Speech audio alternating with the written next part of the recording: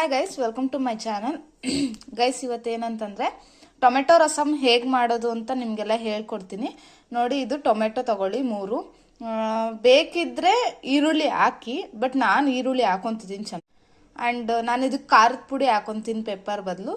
ಬನ್ನಿ, ಯಾಕಂದರೆ ಪೆಪ್ಪರ್ ಹಾಕಿದ್ರೆ ಸ್ವಲ್ಪ ಘಾಟ್ ಥರ ಫೀಲ್ ಆಗುತ್ತೆ. ಸೊ ನಾನು ಖಾರದ ಪುಡಿ ಇದನ್ನು ಹೇಗೆ ಮಾಡೋದು ಅಂತ ಹೇಳ್ಕೊಡ್ತೀನಿ. ಬನ್ನಿ.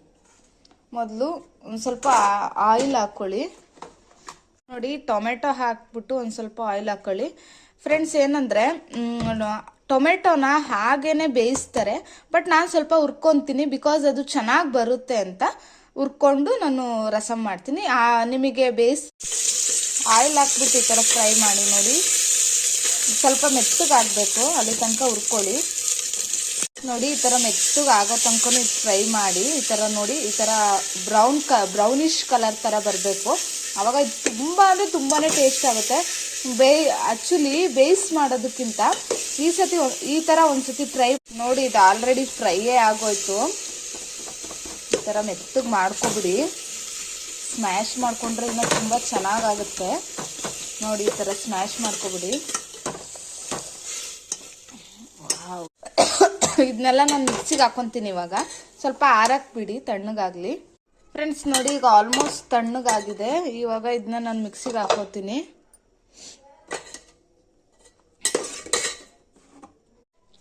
ನೋಡಿ, ನಾನು ಇವತ್ತು ಈಸ್ಟರ್ನ್ ಖಾರದ ಪುಡಿ ತೊಗೊಂಡಿದ್ದೀನಿ. ಇದಕ್ಕೆ ಹಾಕಿ ಚಿಲ್ಲಿ ಪೌಡರು ಆ್ಯಂಡ್ ಜೀರಿಗೆ ಹಾಕ್ಬಿಡಿ.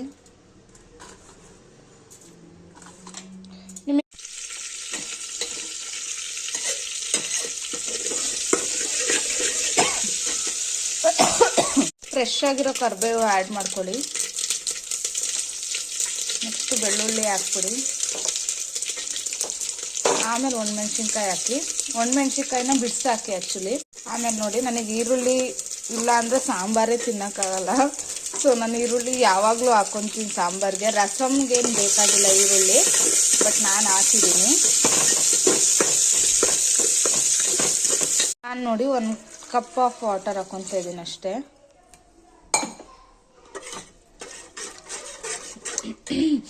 ಸ್ಮೆಲ್ ಮಾತ್ರ ತುಂಬ ಚೆನ್ನಾಗಿ ಬರ್ತಾ ಇದೆ ಫ್ರೆಂಡ್.